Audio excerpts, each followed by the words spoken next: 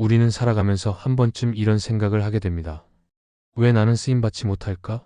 왜 이렇게 아무 일도 일어나지 않을까? 열심히 예배드리고 기도하고 있는데도 내 삶은 조용하기만 합니다. 그럴 때 우리는 괜히 낙심하거나 하나님이 나를 잊으신 건 아닐까 생각하곤 합니다. 하지만 하나님은 결코 우리를 잊지 않으시는 분입니다. 하나님은 아무나 갑자기 쓰시는 분이 아닙니다. 하나님은 반드시 먼저 준비시키시고 다듬으시고 빚으신 후에야 맡기시는 분입니다. 겉으론 아무 일도 없는 것 같아도 속에서는 아주 중요한 준비가 이루어지고 있는지도 모릅니다. 오늘 말씀을 통해 하나님이 어떻게 사람을 준비시키시는지 함께 나누고자 합니다. 그 과정을 안다면 지금 내 삶의 침묵이 결코 헛되지 않다는 것을 믿고 견딜 수 있게 될 것입니다. 첫째, 하나님은 하나님의 뜻에 따라 계획하고 사용하는 사람을 사용하십니다. 하나님께서 쓰시는 사람은 먼저 자기 삶의 주인이 자신이 아니라는 사실을 분명히 알고 있습니다.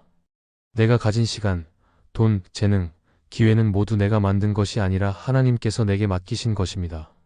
그래서 이런 사람은 무엇을 결정하든 자기 기준대로 움직이지 않습니다. 눈앞의 이익이 아니라 하나님께서 기뻐하시는 방향이 무엇인지 먼저 고민합니다. 그리고 기도하면서 그 뜻을 분별하려 합니다. 바로 그 태도가 하나님께서 기뻐하시는 준비된 사람의 모습입니다. 이런 사람은 계획을 세울 때도 다릅니다. 내 욕심을 이루기 위한 계획이 아니라 하나님의 영광을 위한 계획을 세웁니다. 주어진 돈을 사용할 때도 단순히 사고 싶은 것에 쓰기보다 하나님 나라를 위해 더 유익한 사용처는 어디일지를 먼저 생각합니다. 시간을 쓸 때도 마찬가지입니다. 나를 위해 쉬는 시간도 필요하지만 그 가운데 하나님께 드릴 수 있는 부분은 무엇일지 돌아보게 됩니다. 작은 일 하나에도 하나님의 시선을 의식하는 사람, 그것이 바로 하나님이 찾으시는 사람입니다. 이런 삶의 태도를 가장 잘 보여준 인물이 바로 다윗입니다. 다윗은 어린 시절 들판에서 양을 치던 목동이었습니다. 그 누구도 주목하지 않는 작은 자리에서 그는 하루하루를 하나님 앞에서 살아갔습니다. 양 한 마리 잃지 않기 위해 최선을 다했고 하나님 앞에서 노래하고 그분과 대화하며 자신의 시간을 보냈습니다. 아무도 보지 않는 들판에서 그는 하나님과 깊은 교제를 나누며 삶의 중심을 세웠습니다. 그리고 어느 날 그에게 기회가 주어졌을 때 그는 자신을 드러내려 하지 않았습니다. 오히려 하나님의 뜻을 먼저 묻고 하나님께 영광을 돌릴 수 있는 선택을 했습니다. 대표적인 장면이 골리앗과의 싸움입니다. 그는 전쟁에서 승리의 이름을 떨리기 위한 것이 아니라 하나님의 이름이 모욕당하는 것을 참지 못해 싸움에 나섰고 모든 영광을 하나님께 돌렸습니다. 그는 처음부터 하나님 앞에서 살아가는 훈련이 되어 있었던 사람입니다. 그가 쓰임받은 이유는 갑작스럽게 나타난 용기가 아니라 오랜 시간 하나님의 뜻을 삶의 기준으로 삼아온 준비된 태도 때문이었습니다. 하나님은 지금도 다윗 같은 사람을 찾고 계십니다.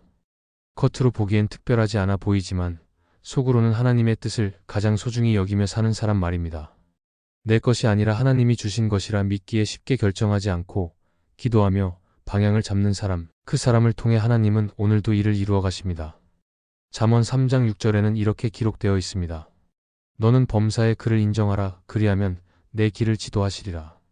내 모든 계획을 하나님께 묻고 인정하면 하나님께서 그 길을 친히 이끌어 주신다는 말씀입니다. 그러니 지금 내가 가진 것이 많든 적든 성공했든 실패했든 상관없이 가장 먼저 점검해야 할 것은 이겁니다. 나는 지금 내 삶을 스스로 결정하고 있는가? 아니면 하나님의 뜻을 따라 움직이고 있는가? 하나님은 완벽한 사람보다 당신의 뜻에 따라 삶을 맡기는 사람을 쓰십니다. 그리고 그런 사람의 평범한 선택과 작은 순종을 통해 하나님 나라의 역사를 만들어 가십니다.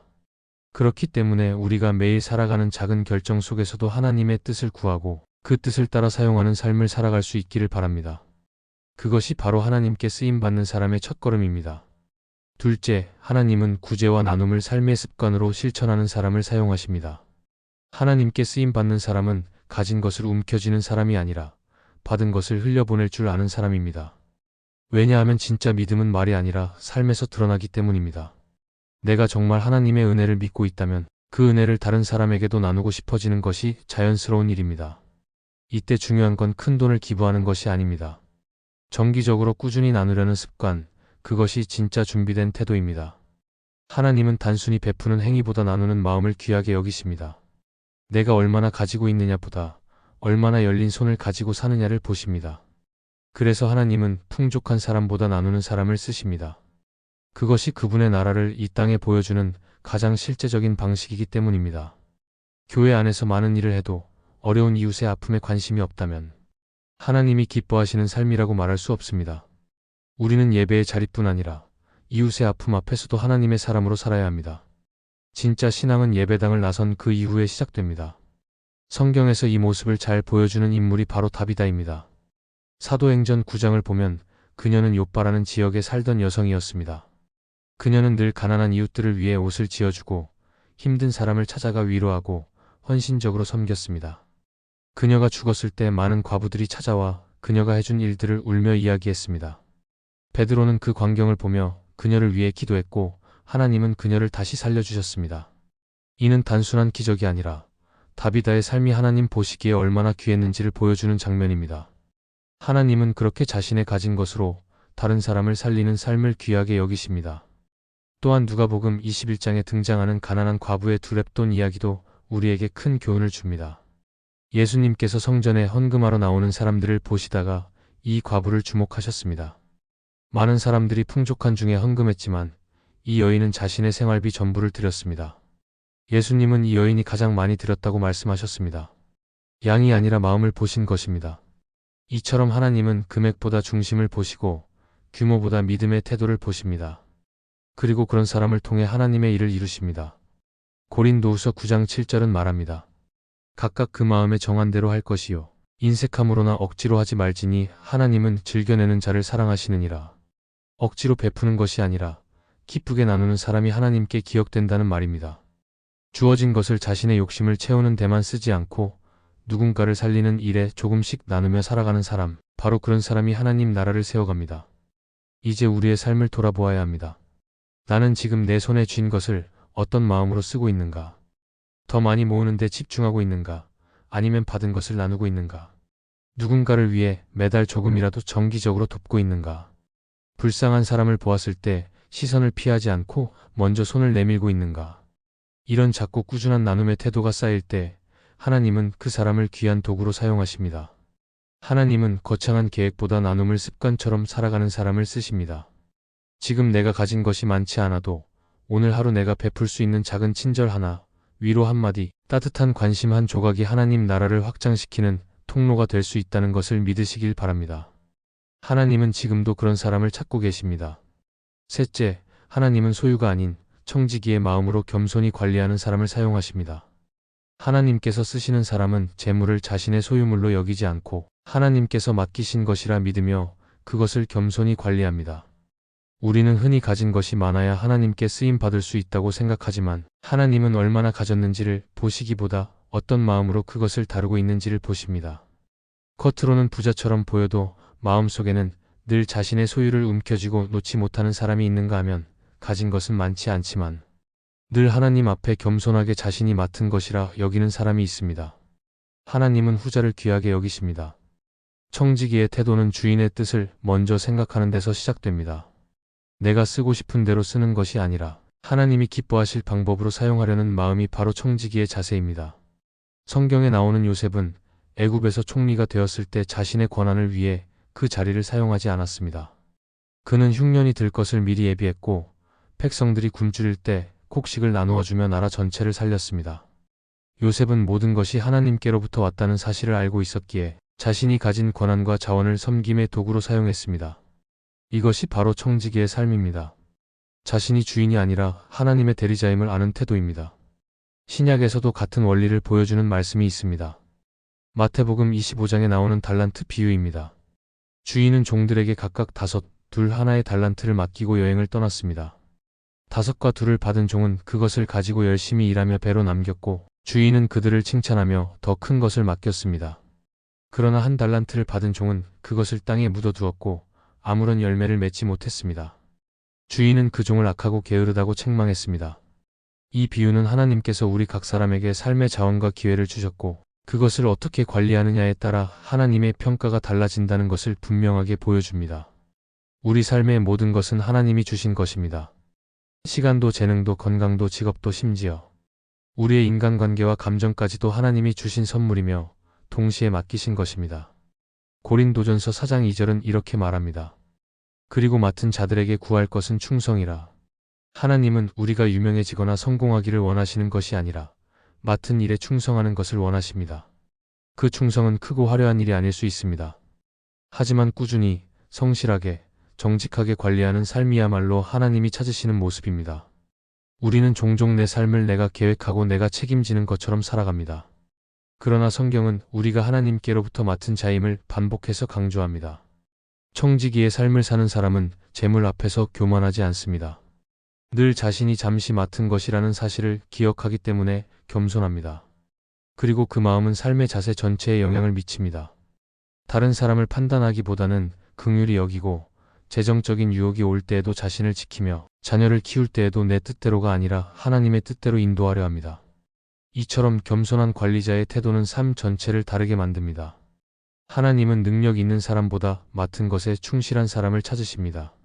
내가 가진 것을 얼마나 멀리 쓰느냐보다 얼마나 책임감 있게 관리하느냐를 보십니다.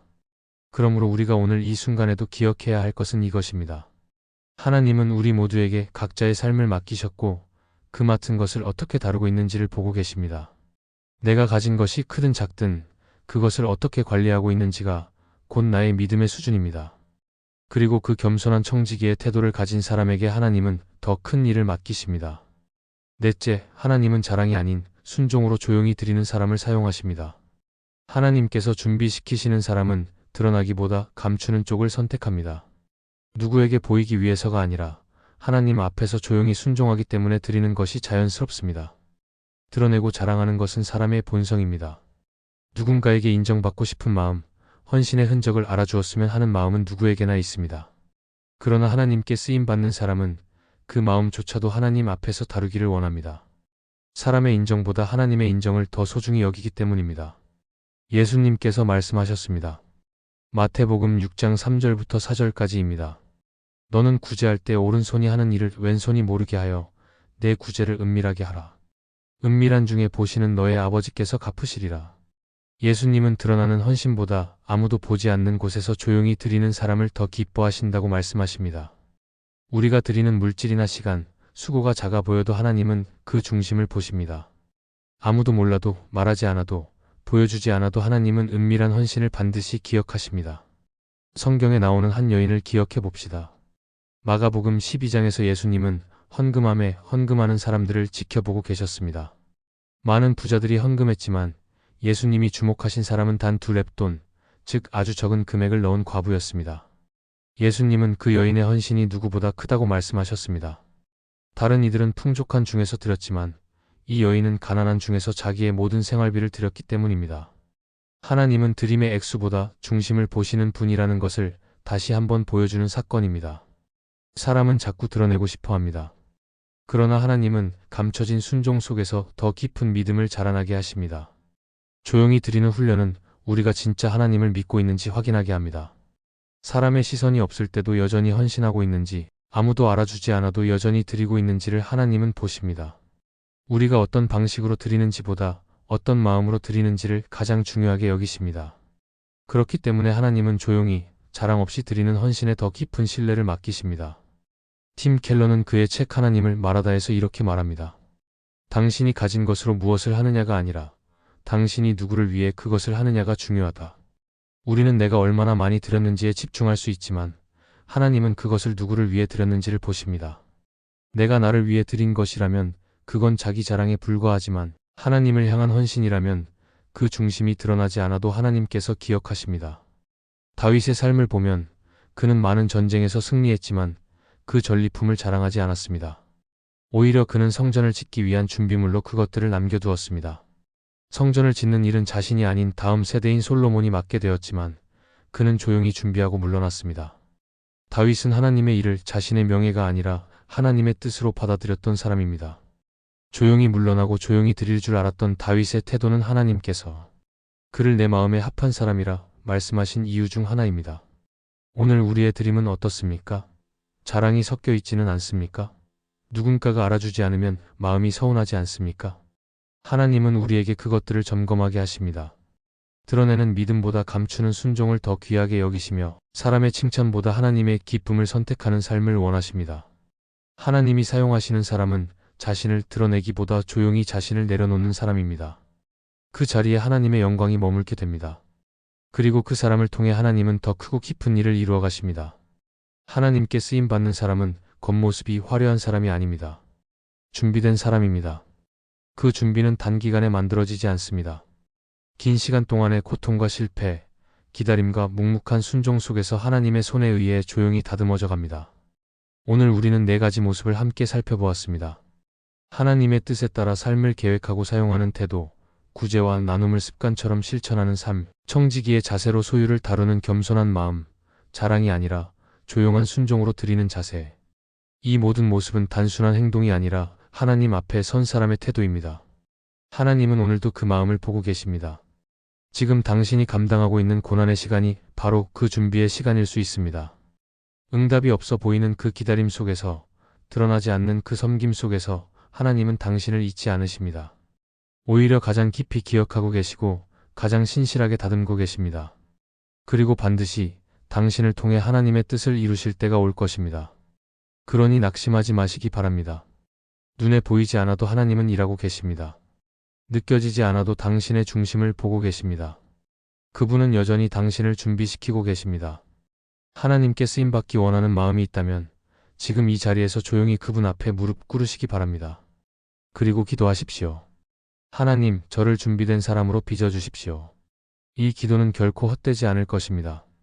이 말씀이 마음의 은혜가 되셨다면 좋아요와 구독으로 함께 해주세요. 그리고 댓글에 아멘이라고 남겨주시면 하나님의 은혜가 더 많은 사람들에게 전해질 것입니다. 여러분의 삶 위에 하나님의 은혜가 언제나 함께 하시기를 바랍니다. 감사합니다.